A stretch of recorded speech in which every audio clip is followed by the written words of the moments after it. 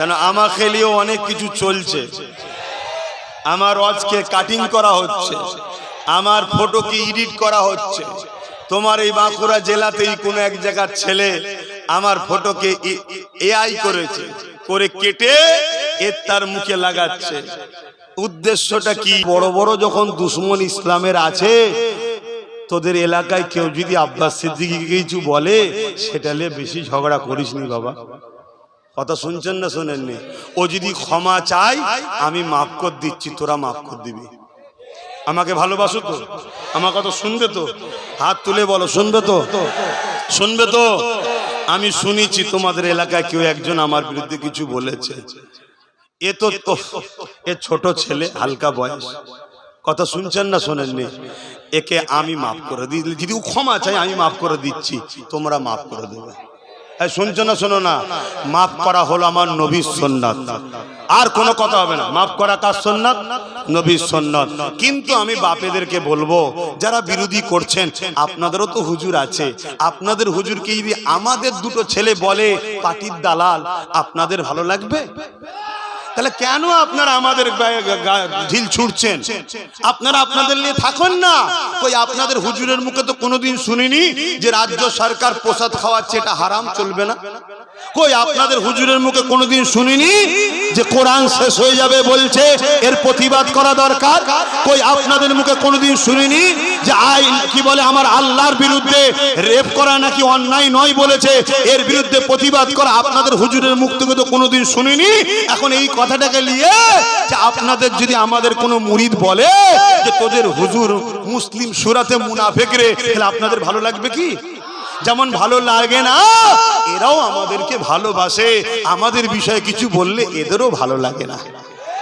আর প্রশাসনকে বলবো, নিরপেক্ষ কাজ করবেন। আমি মাফ করে দিয়ে যাচ্ছি, আপনারা সাক্ষী রইলেন। যদিও ক্ষমা চাই, ক্ষমা না চাইলে মাফ নেই, ক্ষমা না চাইলে মাফ নাই। কারণ ইসলামের উপরে কোনো বেটা নয়, আল্লাহর বিচার করে দেবে তাহলে। কিন্তু আপনারা যদি ক্ষমা চাই, আপনারা কথা আর বাড়াবেন না তো? আমি ভালোবাসা চাই, আমি সম্পর্ক চাই, আমি সমস্ত সিলসিলার সঙ্গে এখন এক করতে চাই। আমি দাদা হুজুরলে বাঁচবো, তুই তোর হুজুরলে বাঁচবি, কিন্তু মসজিদ বাঁচাবার স্বার্থে আমাদের এখন এক হওয়া দরকার আছে। কবরস্থান বাঁচাবার স্বার্থে এক হওয়া দরকার আছে। আর এটাও অন্য সিলসিলারা শুনে রেখে দাও, বাংলায় যদি তোমরা আমাদের সাথ নাও দাও, আবু বকরের ভক্ত মুরিদরা বাংলায় যথেষ্ট। আলহামদুলিল্লাহ। মনোনীত পছন্দনীয় ধর্ম হলো ইসলাম। জোরে বলুন সুবহানাল্লাহ। ভাইরা আমার, এই পৃথিবীতে হাজারো ধর্ম আছে। এই বাবু বসো তাড়াতাড়ি। এই পৃথিবীতে বসে বসে ঠিক করো, ঠিক করে তুলবে। বসো, বুদ্ধি কবে হবে? হ্যাঁ, বসে ঠিক করো। এই পৃথিবীতে হাজারো ধর্ম আছে, শুনছেন? যার পছন্দ, যার আস্থা, যার ভালোবাসা, তার কাছে এলিয়ে আমাদের কোনো মাথায় চাল ভেঙে পড়ে না। কেন? আমার রাসূল পাক সাল্লাল্লাহু আলাইহি ওয়াসাল্লাম এবং আমার আল্লাহ কোরআনে আমাদেরকে জানিয়েছেন, লাকুম দীনুকুম ওয়ালিয়া দীন। আমারটা আমাদের জন্য, তাদেরটা তাদের জন্য। ঠিক না বে ঠিক গো? তাহলে আজকে সেই জায়গাতে আজ আমরা কখনো কারো সমালোচনা করি না, কিন্তু এ কথা সত্য, এই পৃথিবীতে বারবার ইসলামের ওপরে, কোরআনের ওপরে, আল্লাহর ওপরে, রাসূলের ওপরে একদল মানবরূপী পশুরা বারবার আঘাত দিচ্ছে না দেয়নি? এটা আওয়াজ দিয়ে বলুন, দিচ্ছে না দেয়নি? যারাই আমার আল্লাহর উপরে আঘাত দিচ্ছে, মূলত তারা নিজেদের ক্ষতি নিজেরাই করছে, আমার আল্লাহর কিছু এতে যায় আসে না। যারা আমার ইসলাম, আমার কোরআন, আমার রাসূলের উপরে আঘাত দেয়, এতে আমার কোরআন, আমার ইসলাম, আমার রাসূলের কোনো অসুবিধা। কিন্তু যারা দিচ্ছে, তারা মূলত নিজেদের ক্ষতি নিজেরাই করছে, তাই তো নাকি? কিন্তু আমরা ইসলামের অনুসারী হিসাবে আমাদের কি কোনো দায়িত্ব আছে না নাই? ধরুন বুঝাবার জন্য বলছি, আপনার বাপ একটা নামি দামি লোক, ভিআইপি লোক, সম্মানীয় লোক, দু ছেলের সামনে আর বাপকে যদি পাড়ার কেউ একজন বলে যে তোমার বাপ চোর, হাকিকাতে সে লোক ভদ্রলোক, সমাজসেবা লোক, মানবপ্রেমিক লোক, কিন্তু দুই ছেলের সামনে পাড়ার কেউ বলছে তোমার বাপ চোর, আর ছেলে দুটো চুপ করে দাঁড়িয়ে রয়ে গেল, বাপ হিসাবে একটু হলেও মনে দুঃখ ছেলেদের উপরে হবে না হবে না? যারা বাবা আমায় চোর বললো, তোরা কিছু বললি না, হবে না হবে না? কিন্তু ছেলে দুটো যদি বলে আব্বা ও চোর বলেছো তো কি হয়েছে, তুমি কি চোর নাকি, তুমি তো ভালো লোক, বাপ তথাপিও বলবে সে জানি, তারপরও মনের মধ্যে একটা কষ্ট হয়, তোরা একটা কিছু বললি না, ঠিক না বেঠিক? তাহলে আমার আল্লাহ, আমার রসুল, আমার দ্বীন, আমার ইসলাম কারো মুখাপেক্ষী নয়। কে কি বলছে না বলছে তে ইসলামের কিছু যায় আসে না, কিন্তু আমরা ইসলামকে ভালোবাসি বলে, আর আমরা যদি ইসলাম বিদ্বেষীদের জবাব না দিই, তাহলে কোনো একটা জায়গায় প্রেমের কাছে লজ্জিত বা বাধা বাধা লাগে না লাগে না? তাই আজ আপনাদের কাছে কিছু কথা আমি বলবো, মন দিয়ে শুনবেন। এই যে ইসলামের উপরে আঘাত, এটা নতুন নয়, এটা যুগে যুগে চলে আসছে, একটার পর একটা, একটার পর একটা চলে আসছে। কারণ এরা ইসলামকে ভয় করে। কি ভয় করে? ইসলামে কি অস্ত্র আছে, বোম আছে, সমাজ বিরোধী? না, ইসলাম এমন একটা সত্য যে সত্যের কাছে প্রত্যেকটা অন্ধকার আলোকিত হয়ে যাচ্ছে। জোরে বলুন সুবহানাল্লাহ। তাই এদের মিথ্যা দোকানকে টিকাবার ভয়ে, এরা এদের মিথ্যা দোকান যাতে বন্ধ না হয়ে যায়, এরা এদের দুর্নীতি, অন্যায়, অত্যাচার, ধর্মের নামে কুসংস্কারের ভণ্ডমি যাতে প্রকাশ না হয়ে যায়, এই জন্যে এরা ভয় খাচ্ছে।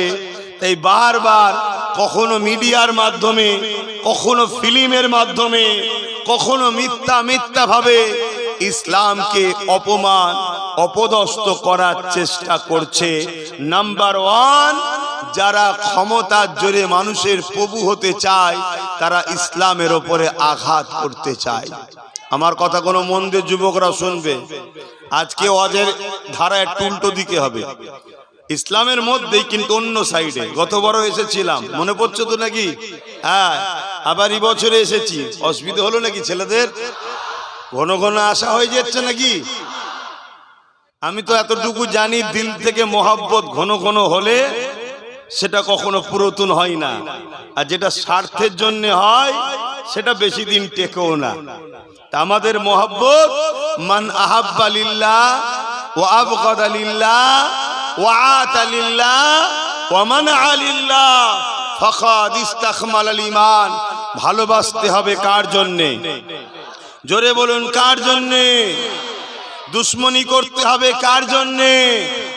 আত্মীয়তা করতে হবে কার জন্যে? বিচ্ছেদ হতে হবে কার জন্যে? এরাই হলো প্রকৃত ঈমানদার। কেননা আমার বলে কিছু নাই, সবটাই হলো মহান স্রষ্টা আল্লাহ রাব্বুল আলামিনের। তাই আমরা ভালোবাসি আল্লাহর জন্যে, দুশ্মনী করি আল্লাহর জন্যে, বিচ্ছেদ হই আল্লাহর জন্যে, আত্মীয়তা করি আল্লাহর জন্যে। আমরা মুসলমানকে ভালোবাসি আল্লাহর জন্যে। কেন? আমার কলেমার ভাই, রাসূলের উম্মত, দ্বীনি ভাই ভালোবাসি। আমরা অমুসলিম, হিন্দু, দলিত, আদিবাসী, সাঁওতাল, বাগদি তাদেরকেও ভালোবাসি। কেন? আমার স্রষ্টার সৃষ্টি, ঠিক না বেঠিক? এই ভালোবাসেন তো নাকি? মানুষ মানুষকে ভালোবাসতে হবে, এটা আমার মহান স্রষ্টার শিক্ষা। কিন্তু কোন মুসলমানও যদি আল্লাহ বিরোধী হয়, নবী বিরোধী হয়, আর ভালোবাসা থাকবে? তাহলে কোন অমুসলিমও যদি আল্লাহ ও রসুলের দিনে আঘাত দেয়, সেখানে আর সম্পর্ক থাকবে না। এটা মাথায় থাকবে তো নাকি? আমার যদি বেটাও হয়, সন্তানও যদি হয়, আপনজনও যদি হয়, আল্লাহ ও রসুলের বিরুদ্ধে গেলে আর সম্পর্ক থাকবে না। আসুন, এই যে ইসলামের উপরে আঘাত, এটা নতুন নয়, ইতিহাস বলছে। এই পৃথিবীতে একটা রাজা ছিল, নাম তার ফেরাউন। কি নাম? ফেরাউন। অত্যাচারী শাসক ছিল, জালিম ছিল, বদমাইশ ছিল, লুটেরা ছিল, খুনি ছিল, সমাজের মানুষকে জুলুম করত। বলুন, এই অত্যাচারী শাসকের বিরুদ্ধে, ফেরাউনের বিরুদ্ধে এই ওয়াকিয়া কোরআনে আছে না নাই? এই ফেরাউনের আলোচনা করা যাবে? হাত তুলে বলুন যাবে। হাত তুলে সবাই বলুন যাবে। হাত লম্বা করে তুলে সাক্ষী দেন যাবে। ফেরাউনের বিরুদ্ধে আলোচনা করা যাবে, ফেরাউনের বিষয়ে মানুষকে জানানো যাবে, ফেরাউনের বিষয়ে মানুষকে সজাগ করানো যাবে, মুসা নবীর পক্ষে আলোচনা করা যাবে।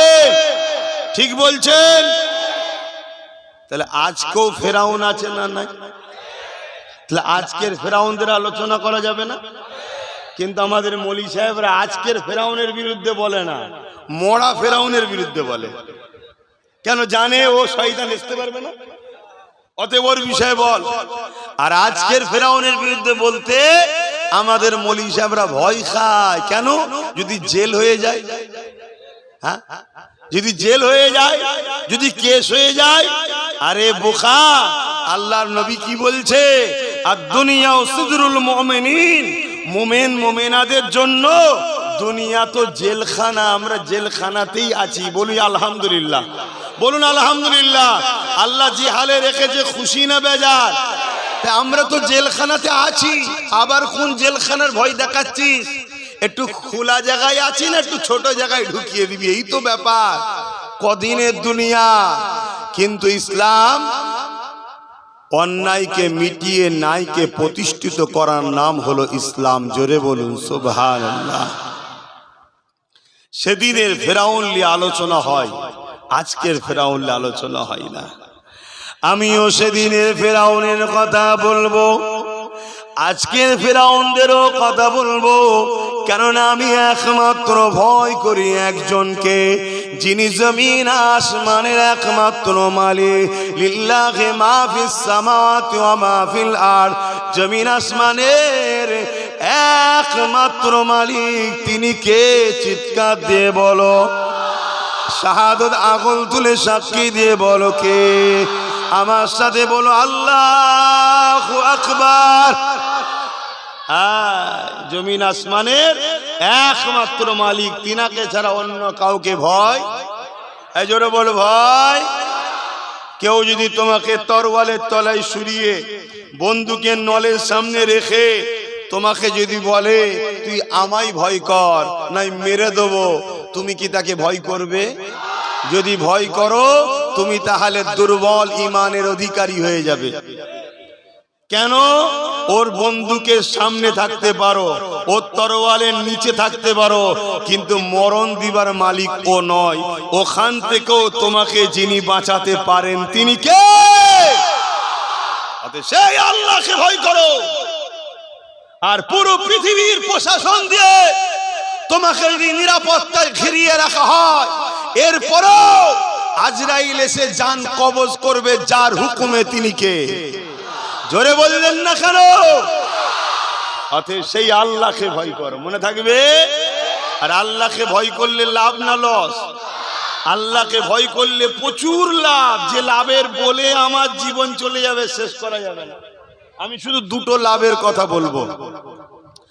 আল্লাহ বা সূরা রহমানের মধ্যে বলছেন, ওয়ালিমান খাফা মাকাম রাব্বিহি জান্নাতান, যারা আমি আল্লাহ আমাকে ভয় করবে, এ আমার বান্দা বান্দিরে, তোরা যারা আমি আল্লাহ আমাকে ভয় করবি, আল্লাহ কোরআনে সূরা রহমানে জানাচ্ছে আমি আল্লাহ তাদের জন্য দুটো দুটো জান্নাত দেব। আরো জোরে বলুন সুবহান। শুনছো আমার ভাইরা? কোন ভাই যদি পাপ করতে গিয়ে ফিরে আসে, কোন ভাই যদি বাপ মা যদি অন্যায় করতে গিয়ে ফিরে আসে আল্লাহর ভয়ে, আমার আল্লাহ তাকে জান্নাত দেবে, ওয়াদা করছে। জোরে বলুন সুবহানাল্লাহ। আবার একটা নয় দুটো জান্নাত। এটা সূরা রহমানের মধ্যে আল্লাহ বলছে। তাহলে ভয় কাকে করব? আর দ্বিতীয় কি লাভ? আপনার অন্তরে যদি আল্লাহর ভয় থাকে, পৃথিবীর সব শয়তান আপনাকে ভয় করবে। এটা সিস্টেম। এটা কি বলুন? সিস্টেম। কারো দেশে যদি পারমাণবিক বোম থাকে, ওই দেশকে অন্য দেশরা ভয় করে না? করে না। কি জন্য ভয় করে? ওর দেশে পারমাণবিক বোমা আছে। পারমাণবিক বোমা তো একটা ছোট্ট জিনিস রে বাবা, মানুষ তৈরি করেছে, ঠিক না বেঠিক? হ্যাঁ, তা সেটা থাকলে যদি তাকে ভয় করতে পারে, তামাম কায়নাতের মালিক যিনি, সেই আল্লাহ যার দিলে থাকবে, সেই আল্লাহকে যে ভয় করবে, এই ভয়টা কি ছোটখাটো ব্যাপার নাকি? আল্লাহ প্রত্যেকটা শয়তানের অন্তরে তার ভয় ঢুকিয়ে দেয়। জোরে বলুন সুবহানাল্লাহ। শুনছেন? বাবেরা, নওজোয়ান তরুণেরা, এমন নবী পাকের প্রেমিকেরা, ইসলামের ইতিহাস জানিয়ে দিচ্ছে। যুগে যুগে যুগে ইসলামের বিরোধী কয়েক শ্রেণী মানুষেরা করেছে। তার মধ্যে প্রথম শ্রেণী হলো যারা ক্ষমতা জোরে মানুষের প্রভু হতে চায়, যারা ক্ষমতা জোরে মানুষকে কৃতদাস দাসী বানাতে চায়, তারা ইসলামের বিরোধী করে। দ্বিতীয় নম্বর হলো যারা ধর্মের নামে মানুষের কাছে বাবা সেজে বসে থাকে, যারা ধর্মের নামে কুসংস্কার মানুষের কাছে ছড়ায়, যারা ধর্মের নামে গরিবদের ঘরে অপমান অপদস্থ করে, যারা ধর্মের নামে গরিবের বাচ্চাদের ঘরে কতল করে দেয়, হত্যা করে দেয়, বলি দিয়ে দেয়। এই শ্রেণীর ভণ্ড বাবাগুলো এরা ইসলামকে বড় ভয় করে, কারণ ইসলামের আলোতে সত্যটা প্রকাশিত হয়ে যায়। এই বাবাদের ভণ্ডমির দোকান বন্ধ হয়ে যায়। তিন নম্বর হলো যাদের পেটে শিক্ষা নাই, তারাই ভণ্ড বাবাদের পাল্লায় পড়ে ইসলামের বিরোধী করে বসে। চার নম্বর হলো মুসলমান ঘরে জন্ম নিয়েছে, এলেম অর্জন করেছে, ইসলাম সম্বন্ধে যথেষ্ট জ্ঞান আল্লাহ দিয়েছে, কিন্তু দুনিয়া ধন দৌলতের কাছে, দুনিয়ার গাড়ি বাড়ির কাছে, ইসলাম বিদ্বেষীদের কাছে নিজেদের ঘরে বিক্রি করে দিয়ে ইসলামকে মিটিয়ে নকল ইসলাম প্রতিষ্ঠিত করার চেষ্টা করে। এই চার শ্রেণীর মধ্যে থেকে সব থেকে ভয়ানক হলো মুসলিম সুরাতে দাড়ি আছে, টুপি আছে, মুসলমান নামও আছে, অথচ তারা ইসলামের পক্ষে যারা কথা বলে এদের বিরোধী করে, ইসলামকে যারা মিটাতে চায় তাদের বিরোধী করে না, যারা ইসলামকে গালি দেয় তাদের বিরোধী করে না, যারা আল্লাহকে গালি দেয় তাদের বিরোধী করে না, যারা রাসূলুল্লাহকে গালি দেয় তাদের বিরোধী করে না, অথচ যারা আল্লাহ রাসূল দ্বীনের জন্য কথা বলে তাদের বিরোধী করে, তাদের বিরুদ্ধে নোংরা কমেন্ট করে, তাদেরকে সমাজে খারাপ ভাষায় গালিগালাজ করে। কেননা এদেরকে ইসলামের দুশমনেরা পিছন থেকে অর্থ দিয়ে ইসলামকে ঐক্য যারা করে, ইসলামকে যারা বাঁচাতে চায় তাদের বিরুদ্ধে মিথ্যা ছড়িয়ে মানুষের কাছে তাদেরকে খারাপ করার চেষ্টা চালায়। তবে মনে রেখে দেবেন, আল্লাহ জ্ঞান দিয়েছে, আল্লাহ বিবেক দিয়েছে, আল্লাহ বুদ্ধি দিয়েছে। এই জ্ঞান বিবেক বুদ্ধি দিয়ে তোমাকে বুঝে নিতে হবে একটা রহমানের দল আর একটা হলো শয়তানের দল। শয়তানের দলে যদি যাও জাহান্নাম পাবে, আর রহমানের দলে যদি থাকো পরকালে আল্লাহর জান্নাতটা পেয়ে যাবে। আরো জোরে বলুন সুবহান।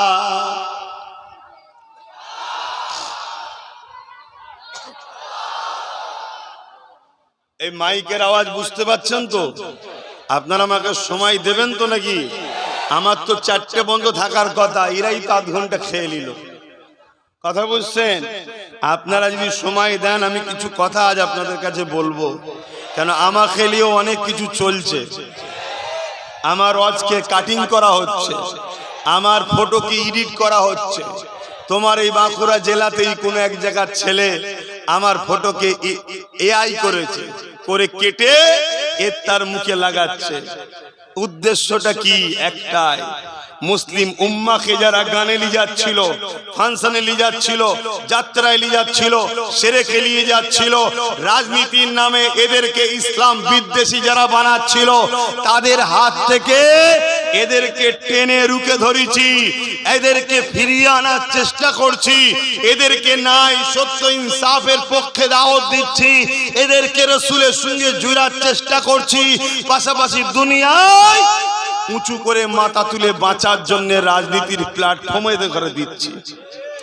এই জন্য আমার উপরে টার্গেট এদের, এরা অনেক দিক দিয়ে আমাকে চেষ্টা করছে।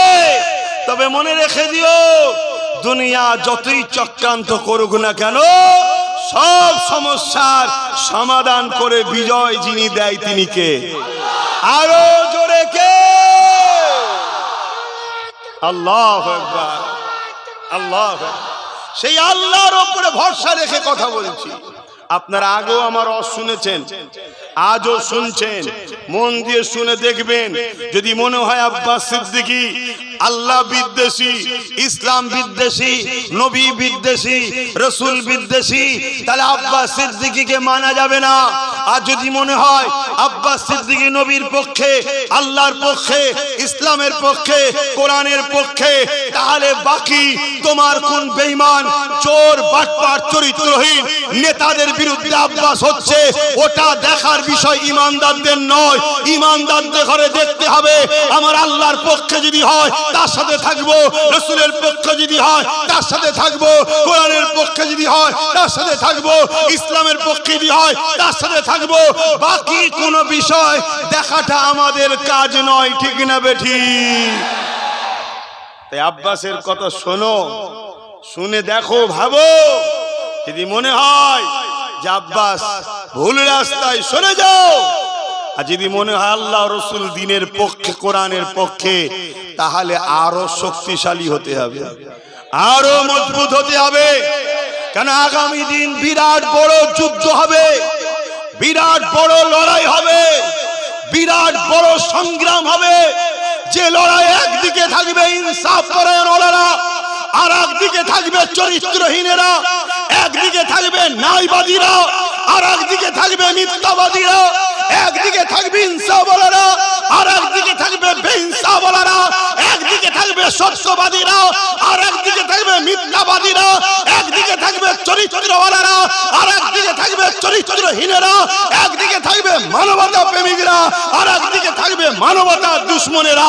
এই উম্মতে মুহাম্মাদি এই জায়গায় দাঁড়িয়ে থেকে তুমি যদি ওই যুদ্ধে, ওই লড়াইয়ে, ওই সংগ্রামে মানবতা প্রেমিক, ইনসাফওয়ালা, ন্যায়ওয়ালা মানুষের পক্ষে তুমি দাঁড়াতে পারো, এটাই তোমার জন্য কিয়ামতের দিন নাজাতের ওসিলা হবে। জোরে বলুন সুবহানাল্লাহ, আরো জোরে বলুন সুবহানাল্লাহ। নারে তাকবীর, নারে তাকবীর, বড় ভাই জান জিন্দাবাদ। ভাইরা আমার, আমরা ইসলামকে কুক্ষিগত করে দিয়েছি, মসজিদের মধ্যে ইসলামকে ঢুকিয়ে তালা মেরে দিয়েছি, মাদ্রাসার মধ্যে ইসলামকে ঢুকিয়ে তালা মেরে দিয়েছি। তাই আমাদের যুব সমাজ ইসলামকে বুঝতে পারে না। ইসলামে নামাজ আছে, ইসলামে রোজা আছে, ইসলামে হজ আছে, ইসলামে দাড়ি টুপি আছে, কিন্তু এটা ব্যক্তি জীবনের। আমি নামাজ পড়লে আমার ফায়দা, সমাজের ফায়দা নয়। আমি রোজা রাখলে আমার ফায়দা, সমাজের ফায়দা নয়। আমি হজ করলে আমার ফায়দা, সমাজের ফায়দা নয়।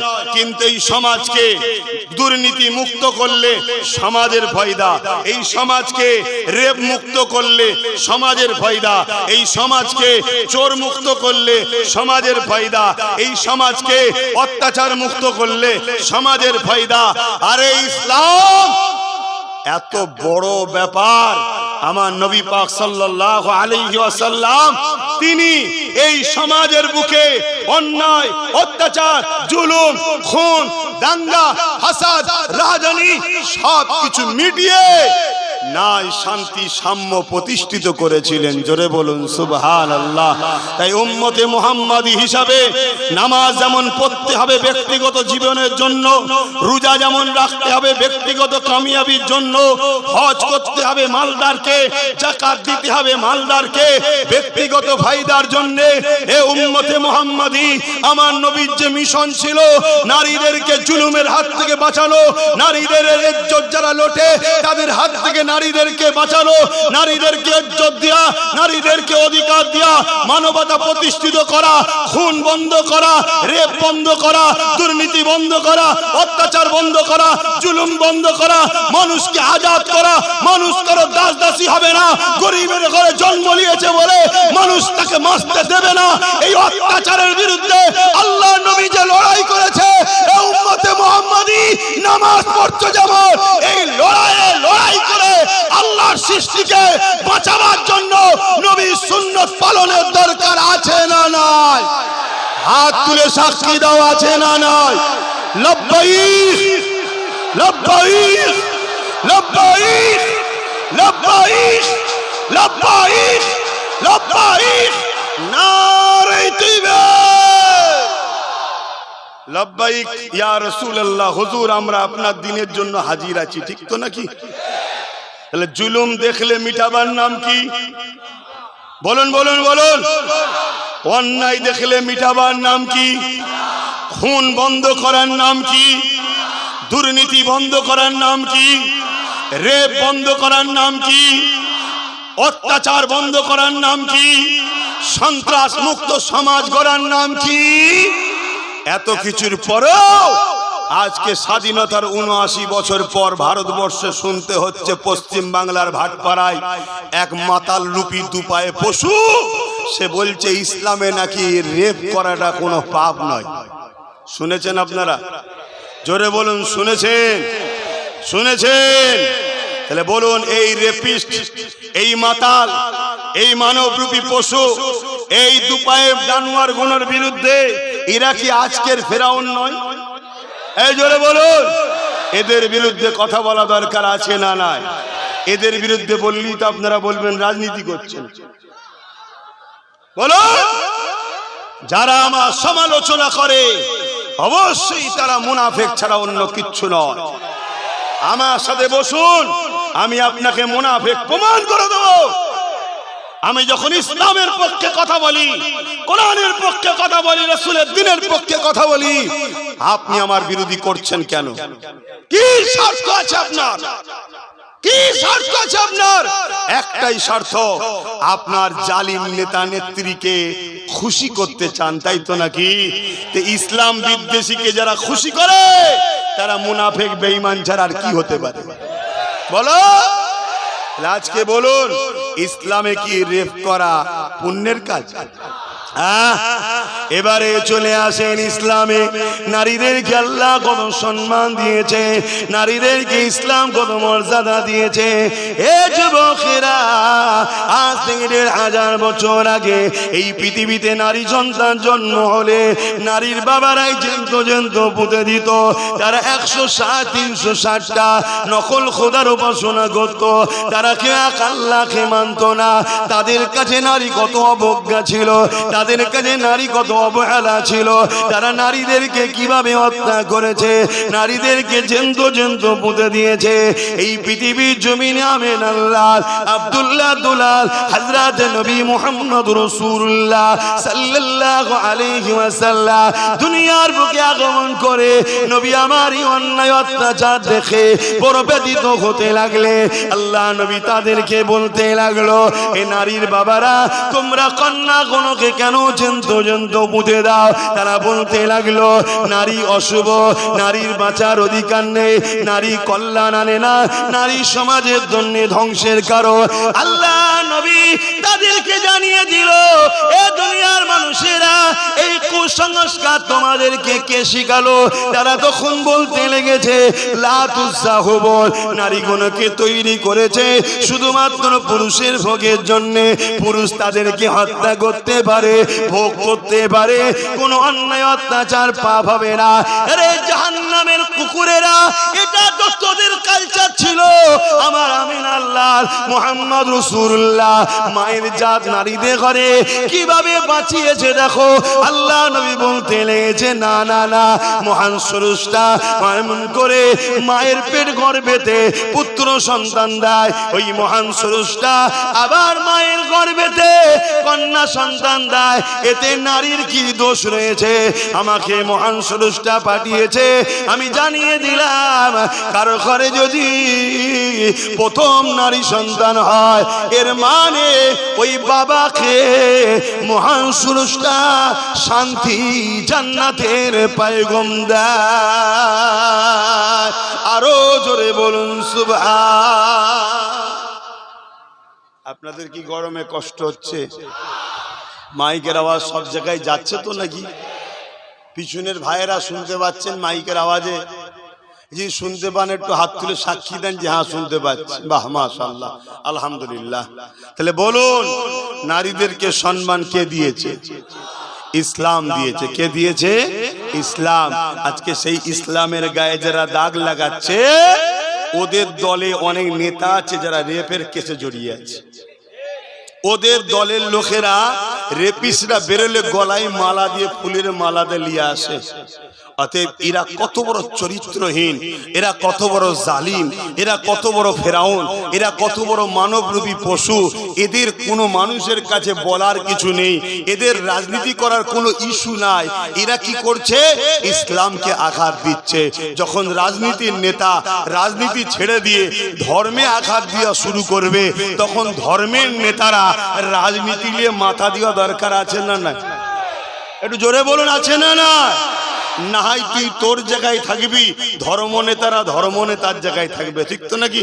তুই যখন তোর জায়গা থেকে ধর্মকে অ্যাটাক করবি, তুই যখন তোর জায়গা থেকে ধর্মকে মিথ্যাচার করবি, তুই যখন তোর জায়গা ছেড়ে দিয়ে মানুষের রুটি রুটি কাজ কারবার দেশের উন্নতির কথা ভাবা ছেড়ে দিয়ে তুই যখন ধর্মের উপরে আঘাত দিবি, তখন ধর্মগুরুদের জন্য ধর্মের ব্যাপারে হাত দেওয়ার জন্য রাজনীতির বিষয়ে মাথা ঘামানো তখন দায়িত্ব ওয়াজিব হয়ে যায়।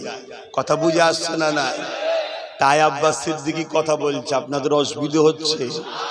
হ্যাঁ, আমি ইসলামের পক্ষে বলছি না বিরুদ্ধে। তাহলে কার বিরুদ্ধে লাগছে তো তোমাদের দেখার বিষয় নয়। হ্যাঁ, কার বিরুদ্ধে যাচ্ছে তোমাদের তো দেখার বিষয় নয়। তোমাদের তো দেখার বিষয় আব্বাস ইসলামের বিরুদ্ধে না বলে। ইসলামের বিরুদ্ধে বললে আব্বাসকে মানা, জোরে বলো, হ্যাঁ আমি ইজাজত দিচ্ছি, জোরে বলো, যাবে না। বাকি কোন দাদা দিদির গায়ে লাগছে ও তো দেখার দরকার নেই। কেন? দাদা দিদি তো তোমার অরিজিনাল নয়।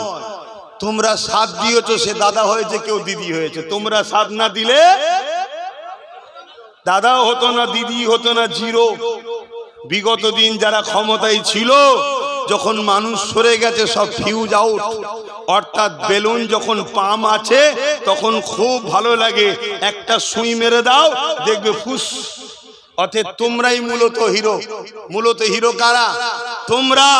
আর তোমরা যাকে তোমাদের মাথায় বসতে দিচ্ছ, সে যদি তোমাদের মাথায় বসে তোমাদের সহযোগিতা নিয়ে তোমার দ্বীনের উপরে আঘাত দেয়, তোমার কোরআনের উপরে আঘাত দেয়, তোমার আল্লাহর উপরে আঘাত দেয়, এরপরও যদি তোমরা তাদের পাশে দাঁড়াও, এ থেকে কি প্রমাণ হচ্ছে না তোমরাও ইসলামের দুশমন? জোরে বলো। তাহলে আমি আমার বাপকে, আমার মাকে, আমার বোনকে, আমার ভাইকে, আমাদের বাচ্চাদের ঘরে আমার বুঝাবার দায়িত্ব আছে না না? তাই আমি যেখানেই যাই আমার ভাই, আমার মা, আমার বোন, আমার বাপ, আমার ভাইদেরকে বুঝাই যে ভাইরা খবরদার, সাবধান হও, সাবধান হও। এরা রাজ পাওয়ারের নামে ফেরাউনের মতো এরা ইসলামকে মিটাতে চাইছে। বনি ইসরাইলকে যেমন ফেরাউন মিটাতে চেয়েছিল, এরা উম্মতে মুহাম্মাদি মুসলিমকে মিটাতে চাইছে। সত্য না মিথ্যা? এটা কি সজাগ করা, বলা কি আমার অপরাধ হচ্ছে? কিন্তু এরা কোনো দিক দিয়ে যখন পারেনি, আমার আজকে কাটিং করছে, এডিট করছে, আগে পিছু করে জুড়ছে, জুড়ে এমন কিছু মানে বার করছে, এমন ভাবে ছড়াচ্ছে যাতে সাধারণ মানুষগুলো মনে করে আব্বাস সিদ্দিকী আমাদের বিরুদ্ধে। কেন এটা প্ল্যান করছে? যদি এটা না প্রমাণ করতে পারে তাহলে আমাকে তো এরা কোনো দিকে রুখতে পারছে না।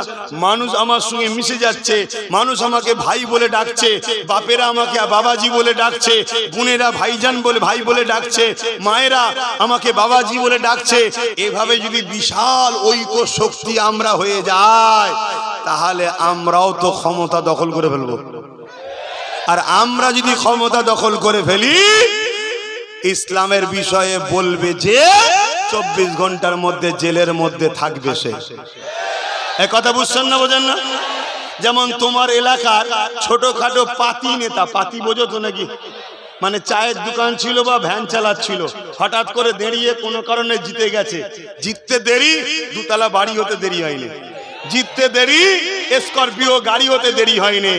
আমার তো ছোটবেলায় শুনতাম জাদুর ছড়ি। আমরা বিশ্বাস করি না জাদু, কিন্তু ছোটবেলায় গল্প শোনাতো না যে পড়ি এসে জাদুর ছড়ি ঠেকিয়েছে, সব শোনা হয়ে গেছে।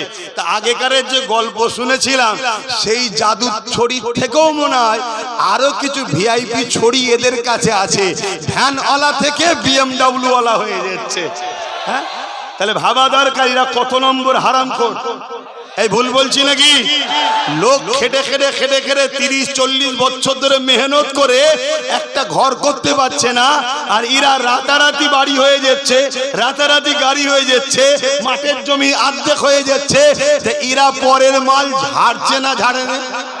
জোরে বলুন, ঝাড়ছে না ঝাড়ে না?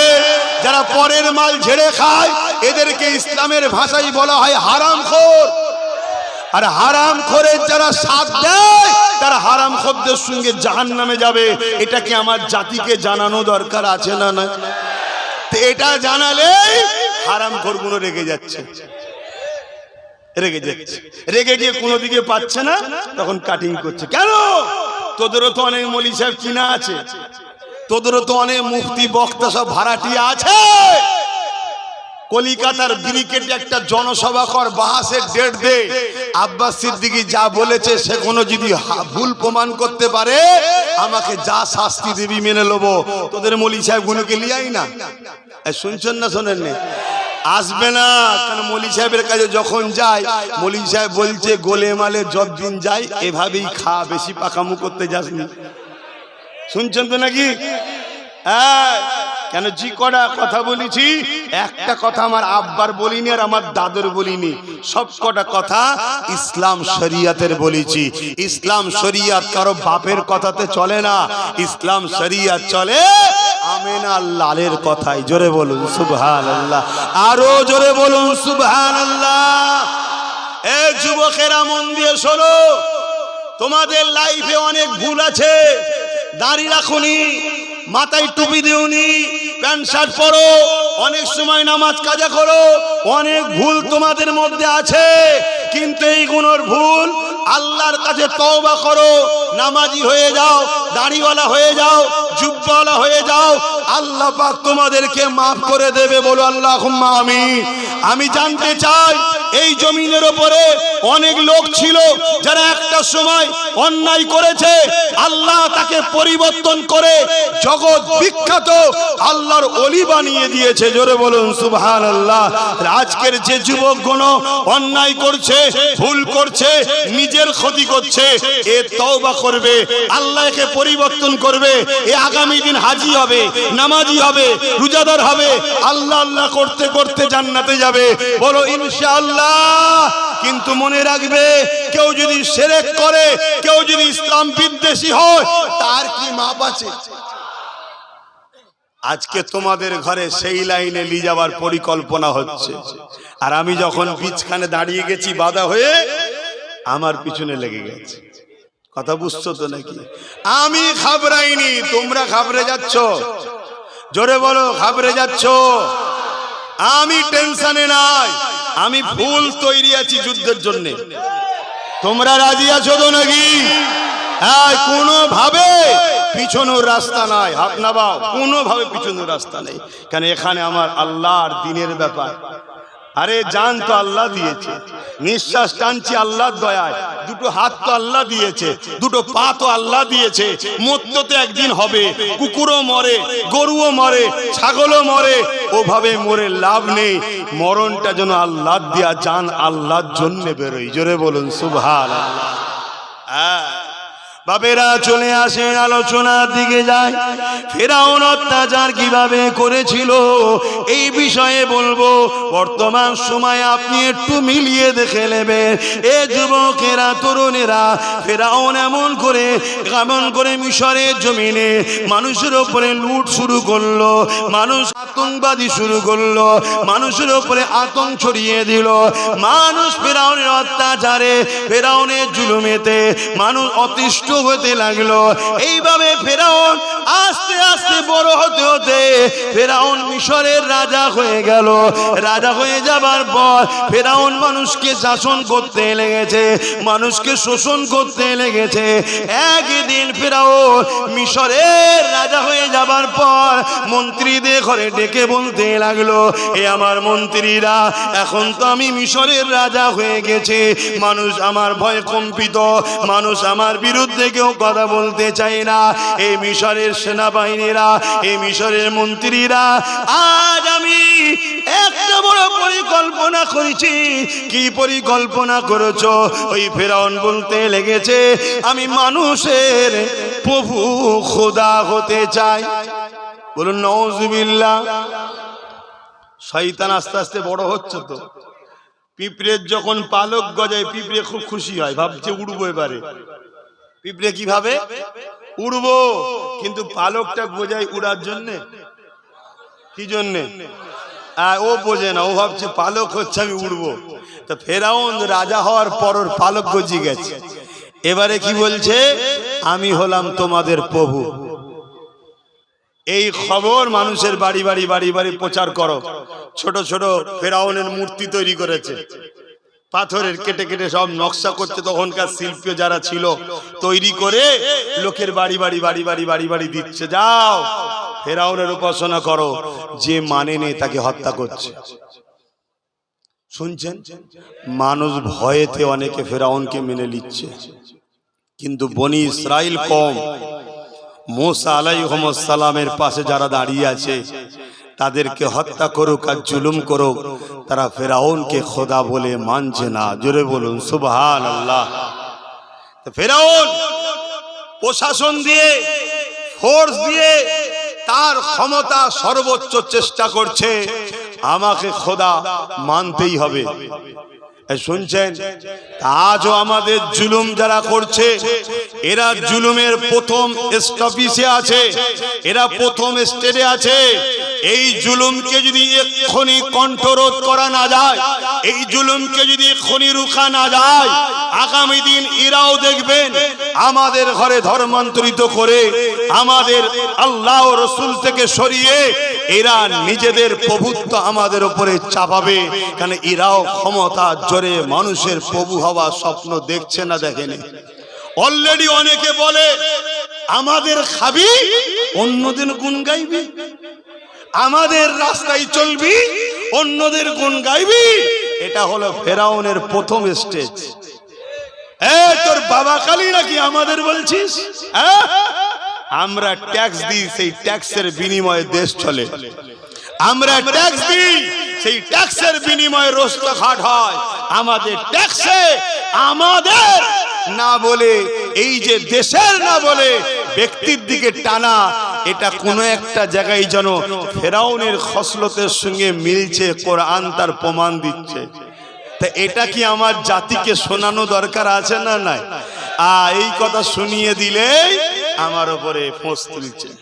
যার কি ওয়াজ নেই, নামাজের কথা বলতে পারে না। শুনছেন তো নাকি? ও বদমাইশ।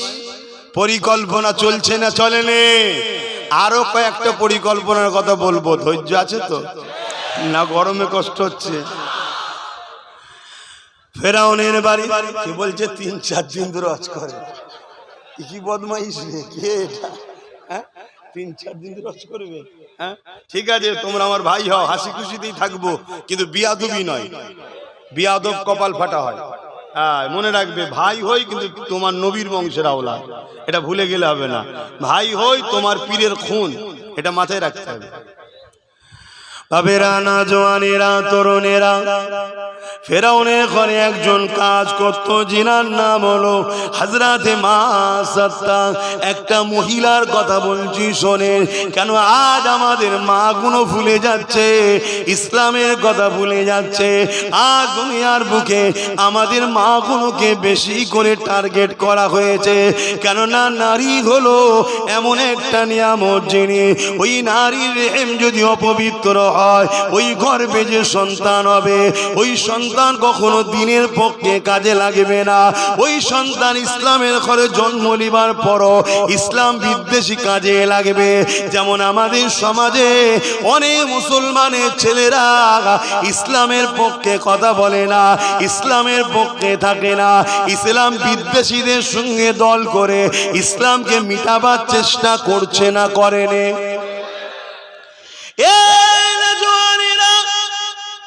এই দুনিয়ার বুকে একজন ব্যক্তি এসেছিলেন, যিনার নাম হলো হযরতে সালাউদ্দিন আইবি। নাম আপনারা হয়তো শুনেছেন যারা ইতিহাস পড়েছে। এই সালাউদ্দিন আইবি কে ছিলেন? পৃথিবীর জমিনের সন্ত্রাস, জালিম, অত্যাচার যারা ছিল তাদের জন্য আতঙ্কের নাম সালাউদ্দিন আইবি ছিল। এই সালাউদ্দিন আইবি যখন ছোট্ট 9 বছর বয়স ছিল, তিনি এমন করে বাজারে গেছে, মসজিদের জন্য একটা মেহরাব যার উপরে দাঁড়িয়ে খুতবা দেয়, ওই মেহরাব কিনতে গেছে নিজের চাচার সাথে।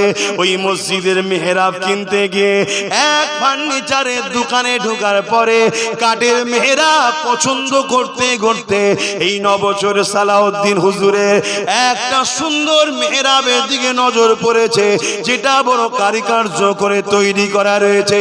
হযরতে সালাউদ্দিন আইবি নিজের চাচাকে বলতে লেগেছে, ওই সুন্দর মেহরাবটা কেনেন, ওখানে দাঁড়িয়ে মসজিদে খুতবা ইমাম সাহেব দেবে, বড় ভালো লাগবে।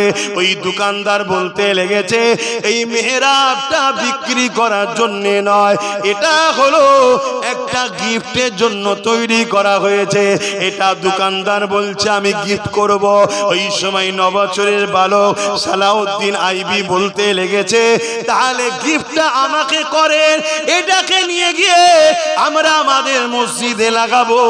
ওই দোকানদার বলতে লেগেছে, এটা আমরা তাকে গিফট করব যে কি নাকি এই মেহরাবটাকে মসজিদ আকসায় গিয়ে লাগাবে। তখন মসজিদ আকসা সেলিবিয়াদের দখলে ছিল। মসজিদ আকসা চেনেন তো, বাইতুল মুকাদ্দাস, সেলিবিয়াদের দখলে ছিল। সেলিবিয়ারা 4 লক্ষ সৈন্য দিয়ে মসজিদে আকসাকে কন্টিনিউ পাহারা দিত। 4 লক্ষ সৈন্য যখন শিফট হবে আবার 4 লক্ষ সৈন্য পাহারা দেবে, এই সৈন্য চলে যাবে। এইভাবে মসজিদে আকসাকে সেলিবিয়ারা দখল করে রেখেছে। আর 9 বছরের বাচ্চা যখন শুনলো ওই মসজিদে এই মেহরাবটা যে লাগাবে তাকে আমি মেহরাবটা গিফট করব, এই 9 বছরের সালাউদ্দিন আইবি দোকানে দাঁড়িয়ে বলেছিল, যত্ন করে রাখেন, ইনশাআল্লাহ আমি সালাউদ্দিন এটা নিয়ে গিয়ে মসজিদে আকসাতেই লাগাবো। জোরে বলুন সুবহানাল্লাহ, আরো জোরে বলেন, আরো জোরে বলেন। আর আজকে আমাদের 9 বছর কেন, 3 9 27 বছরের যুবক রাস্তায় বসে পাবজি গেম নিয়ে ব্যস্ত। তাহলে আমাদেরকে বড় প্ল্যান করে ইসলাম ভুলানো হচ্ছে না, হয়নি? আমাদেরকে বড় প্ল্যান করে ইসলাম বিদ্বেষীরা গান দিয়েছে, ফাংশন ধরিয়েছে, যাত্রা ধরিয়েছে, সুদ ধরিয়েছে, ঘুষ ধরিয়েছে, খেলা মেলার মধ্যে জড়িয়ে আমাদেরকে ইসলাম বিদ্বেষীরা আল্লাহ ও রসুল থেকে সরাবার পরিকল্পনা করছে। কেন? এরা জানে যদি উম্মতে মুহাম্মাদীকে আল্লাহ থেকে না সরানো যায়, নবী থেকে না সরানো যায়, এদের সঙ্গে আল্লাহ ও রসুলের যদি মহব্বত থাকে, আবার যদি বদর হয় এরাই জিতবে, আবার যদি কারবালা হয় এরাই জিতবে, আবার যদি উহুদ হয় এরাই জিতবে, আবার যদি মঈনুদ্দিন আজমিরির মতো লড়াই হয় এরাই জিতবে। আবার যদি মসজিদ আকসার জন্য সালাউদ্দিনের প্রয়োজন হয়, এদের বাড়ি থেকে সালাউদ্দিন বেরোবে। তাই এরা বড় পরিকল্পনা করে আমাদেরকে গানে, ফাংশনে, যাত্রায়, সুদে, মেলাতে, খেলাতে জড়িয়ে দিয়ে আল্লাহ রসুল ভোলাবার পরিকল্পনা করছে। তাহলে এই জায়গায় জাতকে জাগানোর অধিকার আছে না? না। ইসলাম তো অধিকার দিয়েছে।